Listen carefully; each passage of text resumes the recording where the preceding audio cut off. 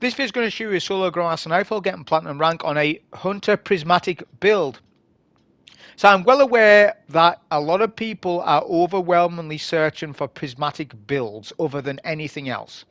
The reason I believe that is because the Conqueror node is coming out next week, so you can guild your full Conqueror seal next week. So people are wanting to get GM prepared, and they're searching for the builds. All I will say to you, your Arc, Solar, Void, Strand, Stasis, Vanguard leaders in the tower are extremely mad with you because they've spent 10 years with you teaching you these elements, and you're just ignoring the single elements and you're just playing prismatic. Shax is angry with you about it.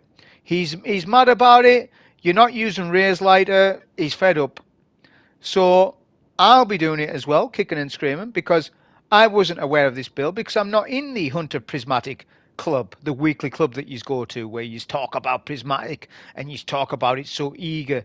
And I'm like an Arc Strider that's outcast, a Radiant Flux Arc Strider that's not allowed in the door because I'm running a full single element, and you only allowed Prismatic Hunter builds within the building. So here's what these two had to say, which piqued my interest in this build. First comment says this. Captain Slap 5644 says this. Prismatic with Inmost and Cyrtarachne. My English dialect has been beaten by this, so let's call it Cryo for the rest of the video. Cryo. Prismatic with Inmost and Cryo is absolutely dumb. The survivability. My favourite Hunter build. You should run it on a solo GM. Okay, I read it, but what swayed it was that there was two people said the exact same thing, because this next guy at Ian Mills 6260 says this. How TF do people say Hunter isn't survivable when they have the Cryo Prism build? It is genuinely difficult to die. Then I was like, all right, I'm missing out on this. So then I was like, I don't even have the class item. But then I checked my vault and I was like, oh my, I do have it. And I've had it for ages and not realized I had a special exotic class item in my vault that is the build that these two are referring to. Now, the class item I'm about to show you, the best roll on it is what the other guy said, is with Inmost Light and Cryo, because you're going to get an ability regen, right? So you can cycle your abilities even more than what I did. So I don't have the 10 out of 10 roll, but I have an 8 out of 10 roll, shall we say, and I'm going to show you it. So check all your class items, Hunters, because this perk is extremely valuable on Prismatic. Spirit of the Cryo. Gain woven mail when you use your grenade. So simple, but so easy to activate. Therefore, it is a GM exclusive perk for survivability. I have Spirit of the Dragon with it, which is good. It's a nice roll. It's good. It's good. Dodging or using your class ability reloads all your stuff. Hey, it's nice, but Inmost Light would be better. And I realize that it would be better. I just don't have that rule. It's how it goes. So we go to the stuff. More information about all of this will be in the run, but we used it as following. Silence and Squall Super. Marksman's Dodge. We actually use Blink, but you don't need to. Threaded Spike. Arcbolt Grenade. The aspects were Ascension, Stylish Executioner. The fragments were as follows. Mending, Sacrifice, Dominance, Dawn, and Protection. One fragment I would swap out, if you want, is Sacrifice. I was just wanting to see what Facet of Sacrifice would be like when we pair that with the Void Hunger mod, right? So that's exclusive to this week, but once there's no Void Hunger, I would use, where is it? This one, Facet of Purpose. Picking up an Orb of Power grants these buffs, which would give us Frost Armor in this case because we're using a Stasis Super, so you could double dip with Frost Armor and Woven Mail. Because we got Woven Mail via our grenades, and then we would also get Frost Armor via Orbs of Power. I didn't even go that far into it, and I was tanky as hell with just Woven Mail alone. So that's the only reason I use Facet of Sacrifice just for more Transcendence energy and the plus 10 Discipline. But we could switch that out, in and out. We could also switch this one in and out, but I quite like it.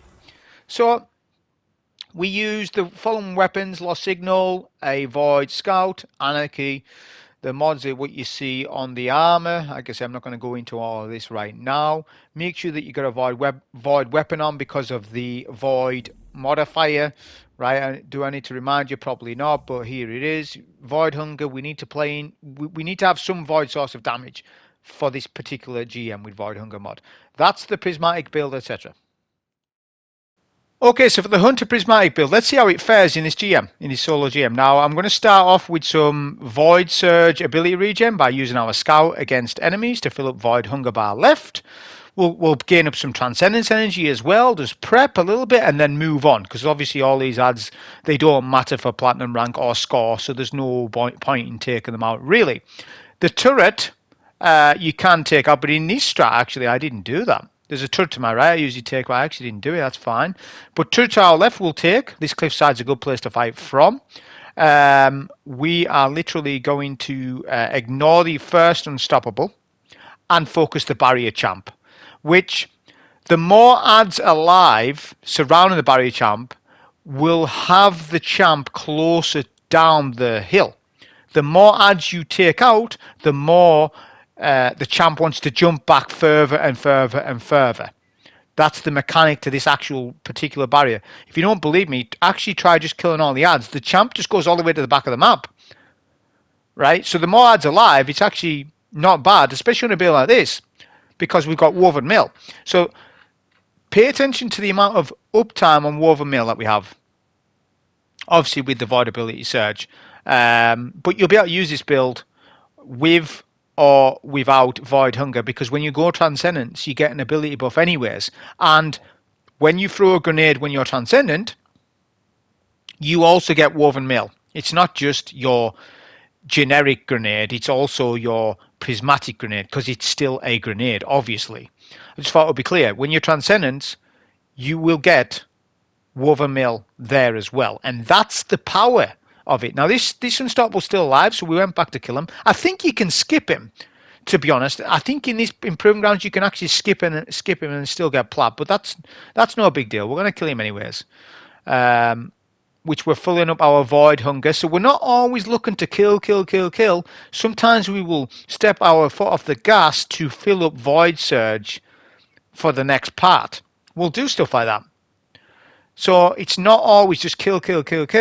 Sometimes you can do things like that. So we're going to get a Original GL in mid, Anarchy on champ, then super. That will take out the champ, no problem. Once Unstoppable dies, the boss will spawn out, of course. So let's see how we do in an aggressive style of play. Turret's still up on left, right? We're going to pop Transcendence, ads pop out. Try and spam some Anarchy to get a stop. Then use this as cover. We are weak-ish, but that's all part of the build. We have a Drain Bane, the worst possible, and we're surviving. So that, for me, is telling me, okay, the build's really good. Look at the survivability there we had, and then the blink to get out. That was good play there, because we were up against the most difficult Bane possible. So we had to retreat in that circumstance. It's all right saying, right, what's the playback loop with Prismatic? How can I play quickly? Yes, but you need to be able to step your foot off the gas. If you don't do that, you will end up just doing wipes. A lot of solo GM wipes where you just wipe over and over for an hour. If you don't know when to step your foot off the gas. And it needs to be done at times. Like in that occasion, it did need to be done. Boss has been sent. We're going to pop a super on spawn left, because this is where the Unstoppable spawns. So we may as well just spawn kill him. That's beneficial to us. This is a slow way of doing it, by the way, because the quicker way would be to instantly take down the generator whilst the boss is kind of jumping over there. That's a faster way of doing it. I could have done that, but I would just happen to be on left anyway, so I just decided, all right, we'll just do it like this. Because Anarchy can actually deal with the generator on its own. But that's fine. We've actually cleared that section in 4 minutes, and we haven't went ultra fast, but you know, stress testing the build a little bit. I do like this combination of blinking about and doing Ascension, though. I did find that fun, because you can blink over enemies' heads and then just pop Ascension and then do another GL and then jump over them again and then do a 7 melee, then do your Thermite nade and just keep going over and over. Okay, so Ascension works well this week. It works well anyways. Ascension's actually a good ability because you get amplified anyways. Now, without gifted conviction, Ascension has less radius and is less effective. But obviously, we're not using gifted conviction because that would stop our build, wouldn't it? My cape. We can't run 2 exotics, but we get amplified anyways, even if we're not jolting targets, we're getting amplified anyways, which gives us an elemental buff that leads into other fragments where if you get a buff, something happens as a result, depending on what fragment we're talking about. So I think just being able to get amplified, even if it's only behind cover, is extremely useful. There is the dodge, the slow dodge, but I didn't play exactly like that to use the slow dodge. But you may see me in the future use the slow dodge over Ascension. You might even see me use Gunpowder Gamble, because Gunpowder Gamble's pretty good as well, especially if you save up the Gunpowder Gamble for when you go Transcendent, because then you can throw that, then another near the back of it, the Transcendence near, then you can start doing more abilities. So you can stack these sort of abilities with Gunpowder Gamble. So there's options. Now we're going to get an invis kill here because we've got Starless Executioner on, so let me show you it. That's part of the survivability kit of Hunter, right? It's not just a case of nade with Woven Mill. Sometimes it is to get a tactical invis kill, all right? A tactical invis kill to get to left. Because now that we're left, we are more safe than what we would be if we was in mid, right? Now we're waiting for the VIP targets. We get a Drain Bane again, all right? So the RNG is against us. We get naded to our left. So we need to do good positioning here. So we are getting naded to our left. So let's deal with left. I'm not going to focus right at all because the ad is in search mode, the Bane that is, and he's not entirely known on my exact position because he's not doing anything. But once I was to reveal myself, there you go. He starts to drain you. Then he starts to do an arc attack. So we're in a little bit of problems here. So we need to push at full HP with a super or Anarchy. But we really need that drain down. So we're playing a little bit more passive here, but because we have to. It's not because I want to or take the piss. I want to. I need to. We're going to pop super here as well to confirm kill because we stood here for quite a bit. We confirm kill with our super. Now we can then control the room a little bit. Now, I didn't go over there and pop my Transcendence and do all that stuff because, like in mid that is, because the vehicle's still up. The vehicle at the back of the map. So we're not going to do that. We're going to take on the barriers first. Then we'll deal with the vehicle. And there's a sniper up right still, which is the sniper on right's being annoying. So once we get the vehicle down and the sniper, we're all right. We're all right now, to be honest. It's just that we want to start taking barriers first from here, not to go into mid. We're not Consecration Titan. We're not doing Consecration Titan things. Don't get it confused. This is a different style of prismatic play where we are activating a buff or resistance buff via throwing a grenade. Now, a grenade build suits my playstyle more than a melee build, and it has for quite some time, for years in actual fact. The only exception there is Solar Titan, because Solar Titan's a melee build, but the throwing hammer is completely unique. So what I'm saying to you is there's your long range builds, right? And there's your CQC builds. So Prismatic Titan is an example of a CQC build. Solar Titan is an example of a CQC build, but you can kind of use it long range as well, I suppose. Whereas a grenade build, it's long range. So this is a longer range build, but you can fight up close with it and be aggressive.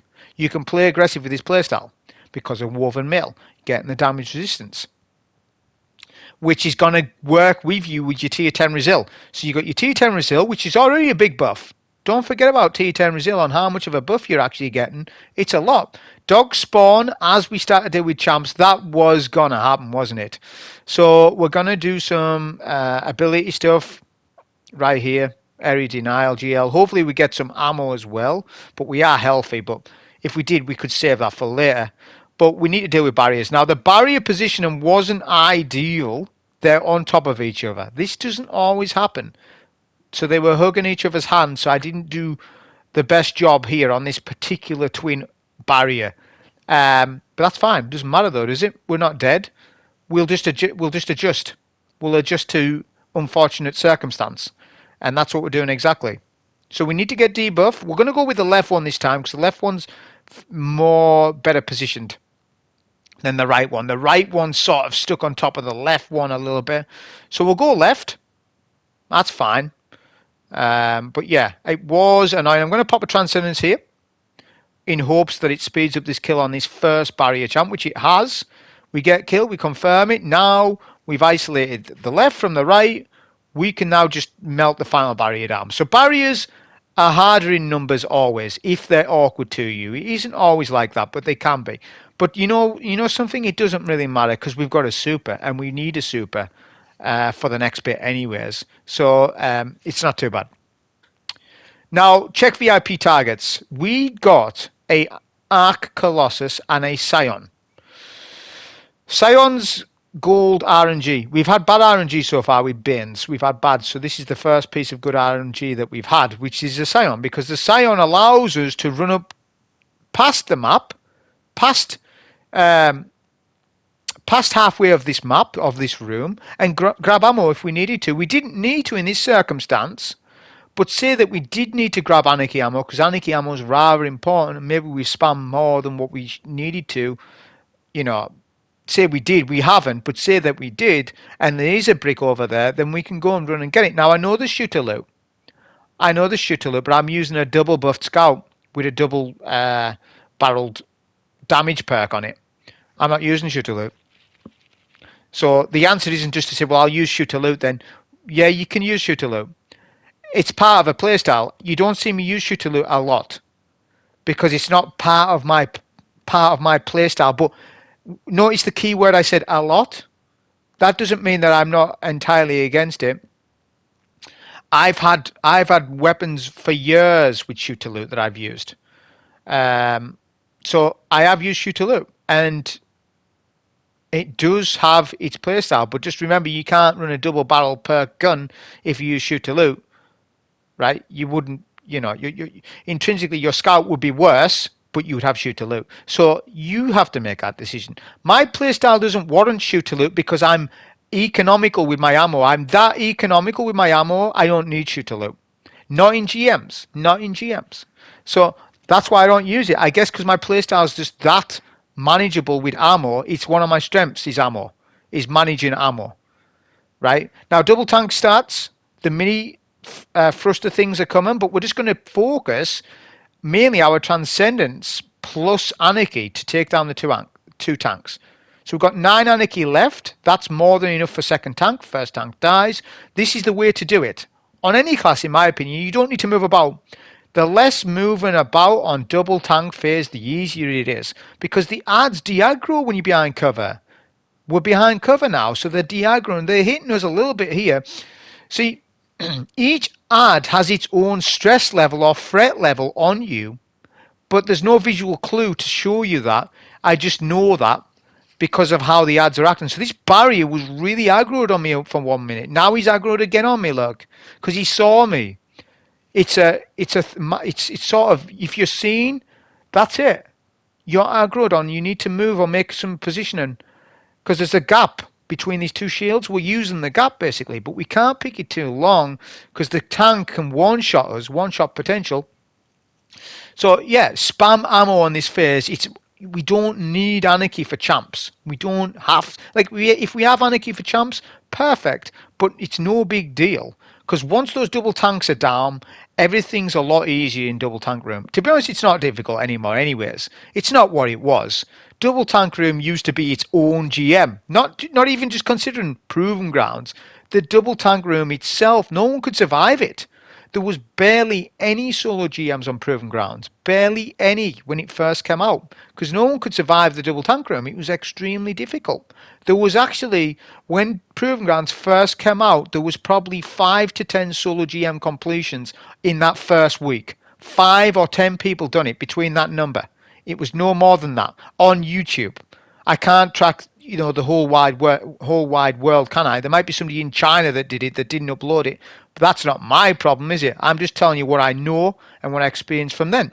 Nowadays, everyone's soloing GMs, basically. Everyone is.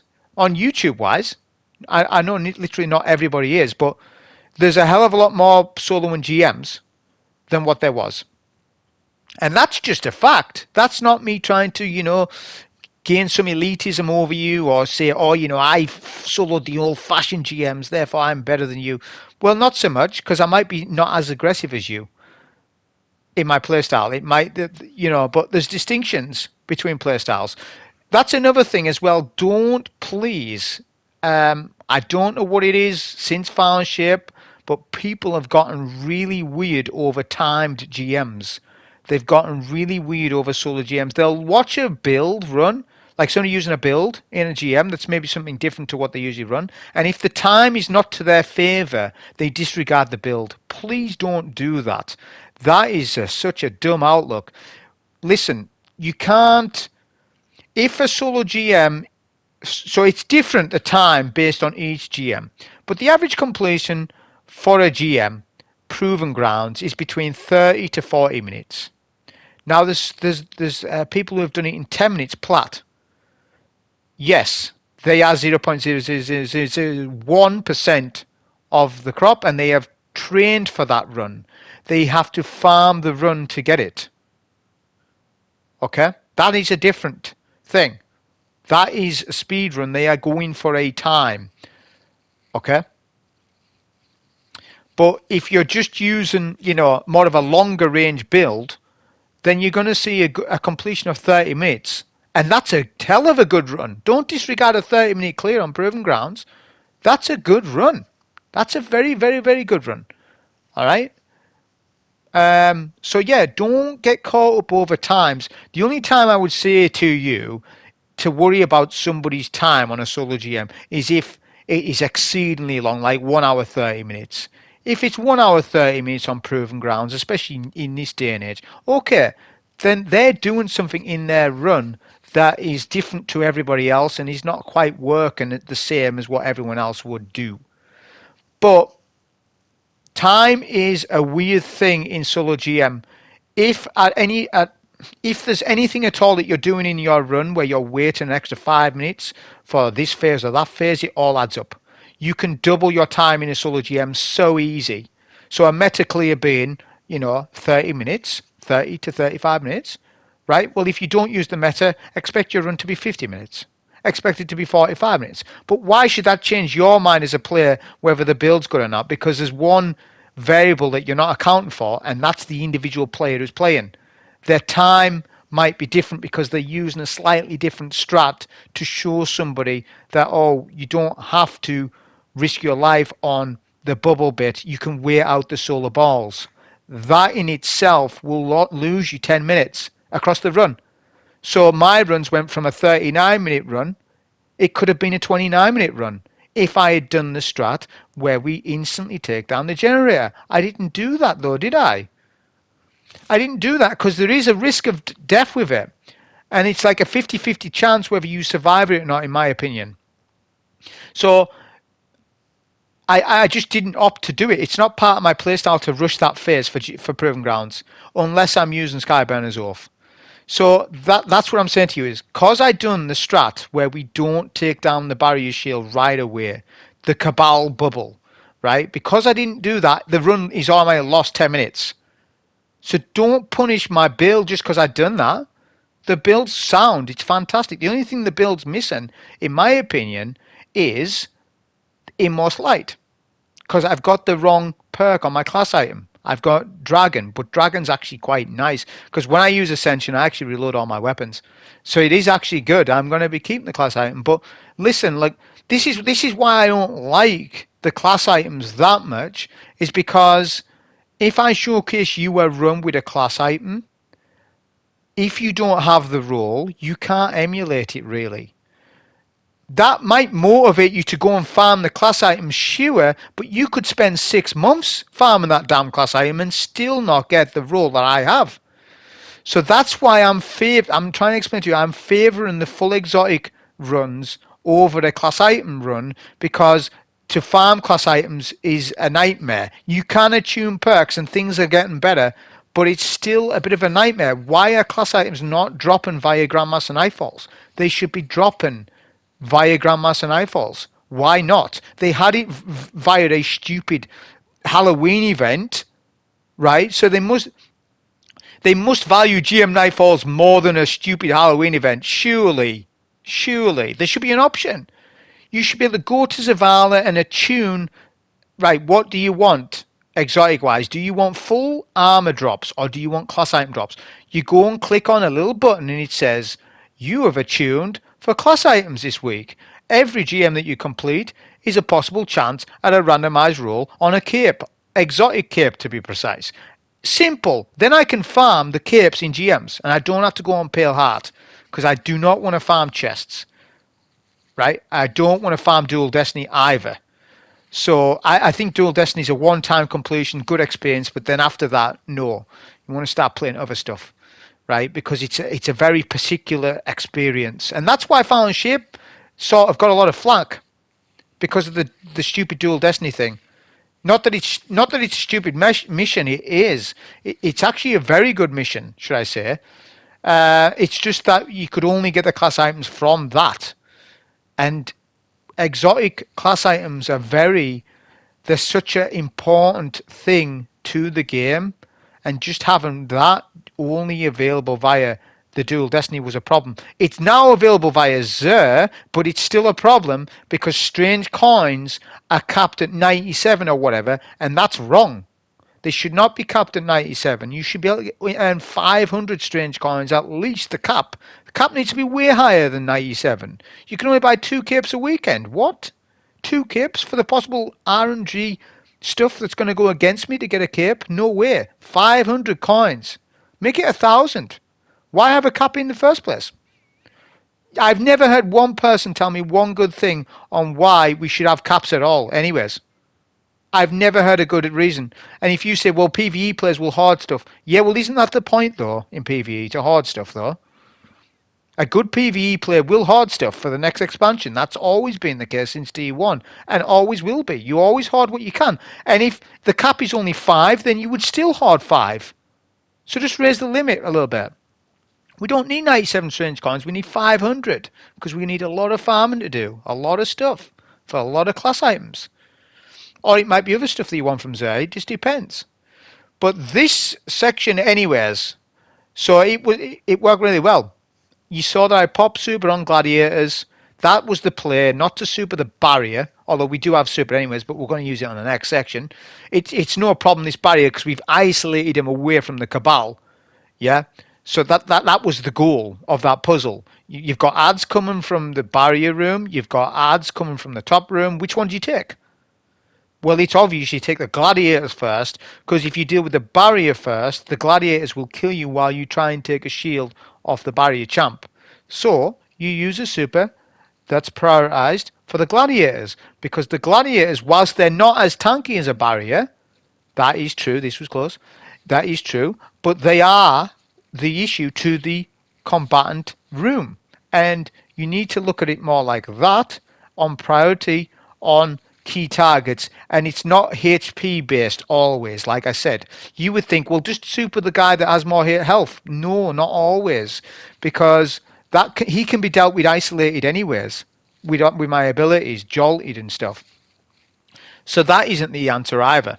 The answer is to super the gladiators, simple as. That's what I do always for this. Now, on a regular Proven Grounds with not this buff, I might not have my super there. Well, then playstyle would adjust for that. But you've seen my Proven Ground solo GMs. I've done loads of them. I've done loads of Proven Grounds. So you'll have seen in the past how I have dealt with it.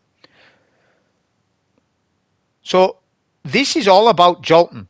That's why I've got that fragment on for jolt. It's part of my playstyle. I know that you know, say we weren't running Arc Bolt, then I would swap out the fragments, which I certainly would. But for this case in particular, because it's Arc Surge, I just thought, you know, some Arc Bolt's doing some things for us. It's not 1 KO on an ad, but it is at least getting them weak and killable for Stylish Executioner, and it's spreading out Jolt to all the other enemies.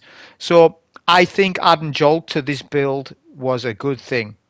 I don't think it was a bad thing. I think this build is versatile and you can swap fragments in and out to your liking.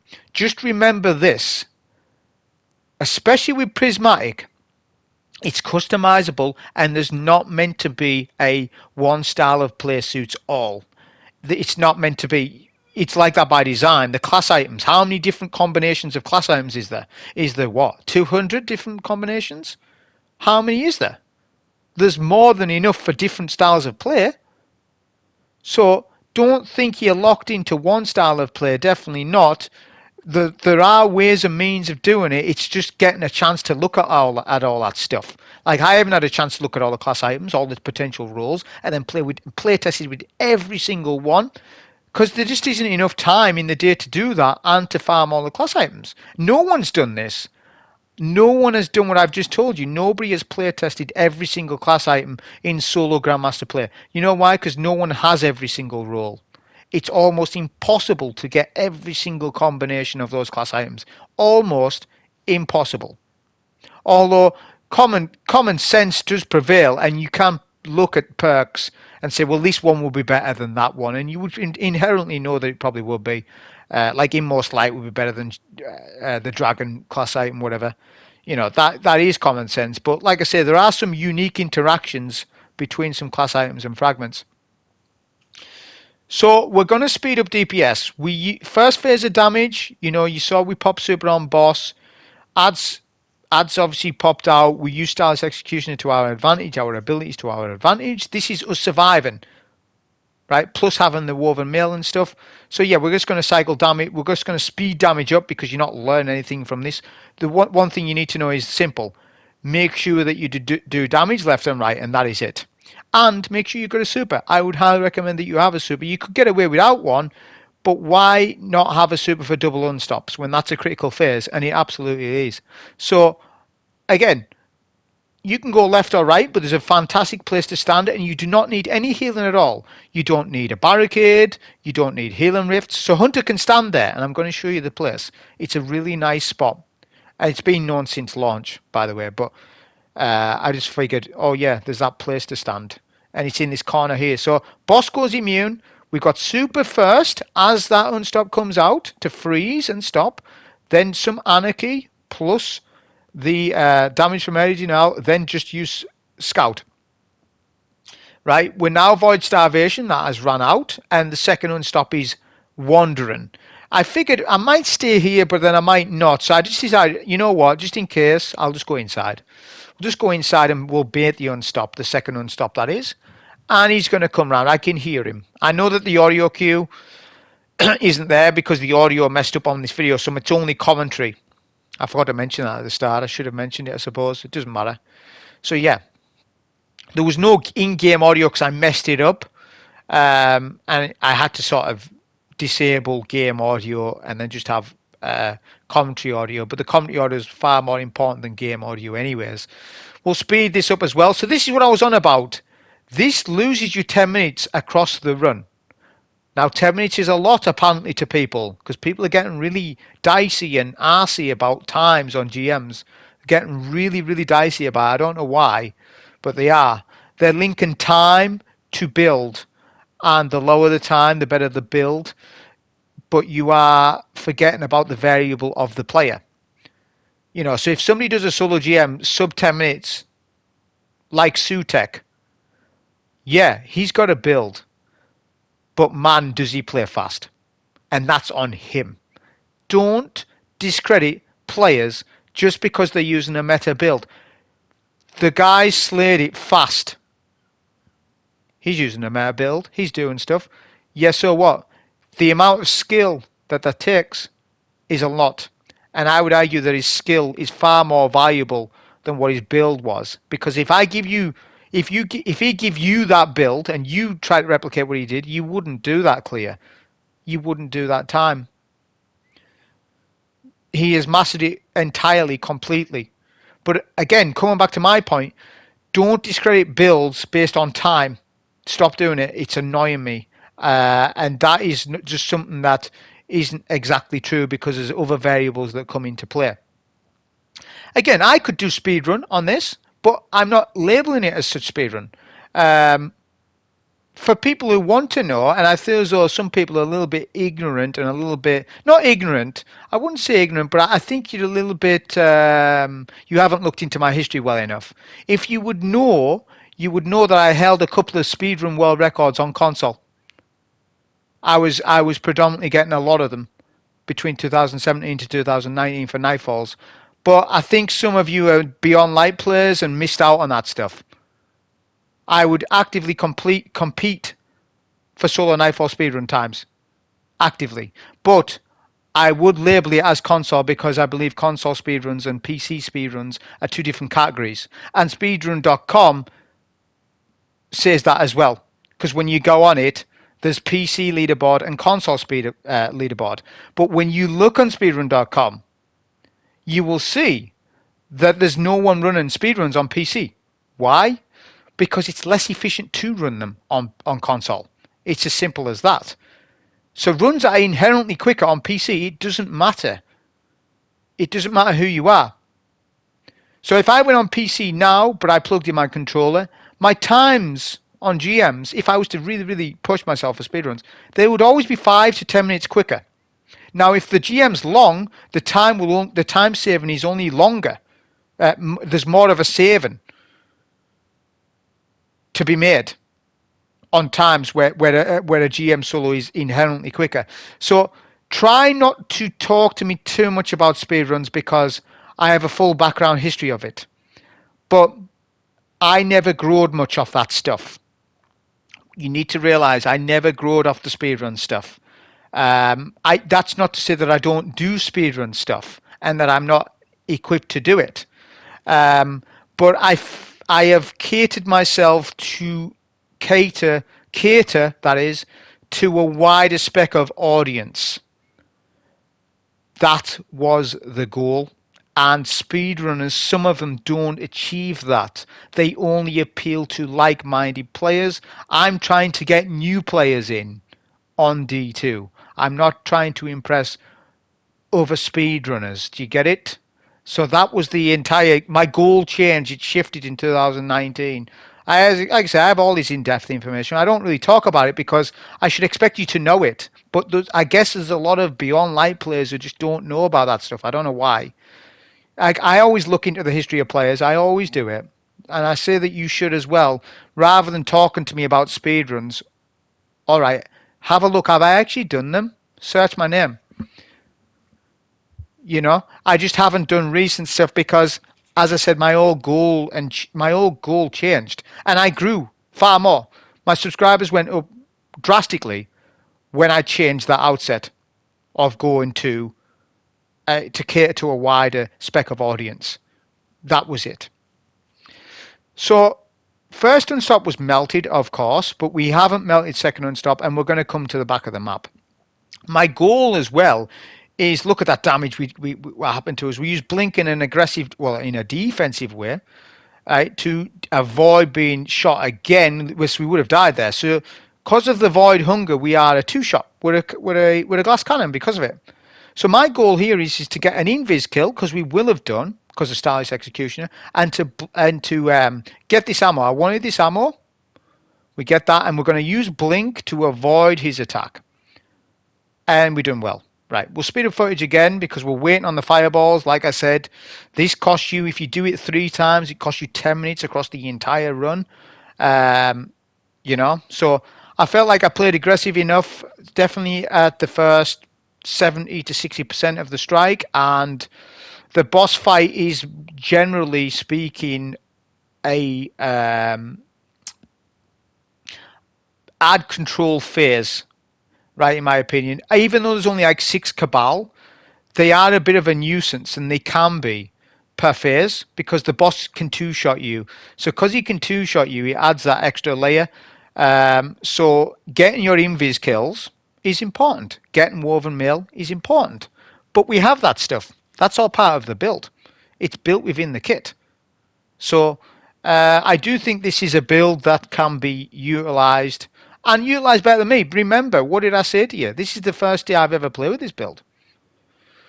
And you realise to perfect a class or a build, you need more time than just one day with it to master it. So I'm by no means a master of this, but I have enough in-game knowledge to carry me with it, right?